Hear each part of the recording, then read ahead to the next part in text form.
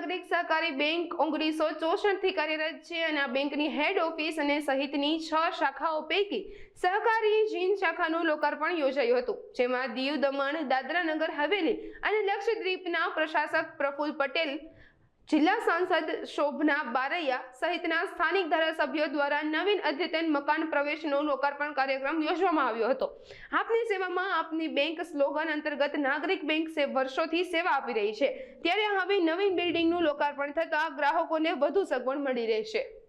આજ રોજ તારીખ 22/9/2025 ના રોજ હિંમતનગર નાગરિક સહકારી બેંકની સહકારી જીન રોડ શાખાનું હિંમતનગર નાગરિક સહકારી બેંકનું નવીન બિલ્ડિંગના લોકાર્પણ કાર્યક્રમમાં આપ સૌ નાગરિકોનું, સભાસદોનું, સૌ કસ્ટમરોનું હાર્દિક સ્વાગત કરું છું।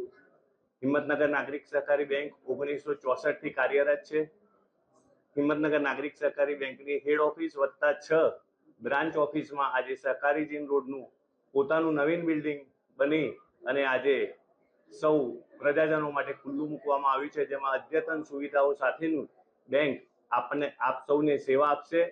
તેમજ હિંમતનગર નાગરિક સહકારી બેંક સદાય આપની સેવામાં આપણી બેંક એવા સ્લોગન સાથે બચત સાથે સમૃદ્ધિનું જે પર્યાય બન્યું છે, નાના નાના વેપારીઓ, ઉદ્યોગકારો બધાને હિંમતનગર નાગરિક બેંકે જે પણ બિઝનેસ લોનો કે જે જોઈતું હોય તે પૂર્ણ કર્યું છે।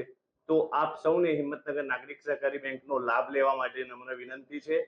આજ રોજ હિંમતનગર નાગરિક સહકારી બેંકનું લોકાર્પણ માનનીય પ્રશાસક દીવ, દમણ, દાદરા નગર હવેલી, લક્ષદ્વીપ શ્રી પ્રફુલભાઈ પટેલના હસ્તે કરવામાં આવ્યું। તેમજ માનનીય શ્રી વીડી ઝાલા સાહેબ, સાંસદ શ્રી શોભનાબેન પણ અહીંયા પ્રેરક ઉપસ્થિતિ રહી। તો આપ સૌનું હું હૃદયપૂર્વક સ્વાગત કરું છું અને આપણી બેંકનું આપ સૌ ઉપયોગ કરો તેવી હું માગણી સાથે મારી વાણીને વિરામ આપું છું। ખૂબ ખૂબ આભાર।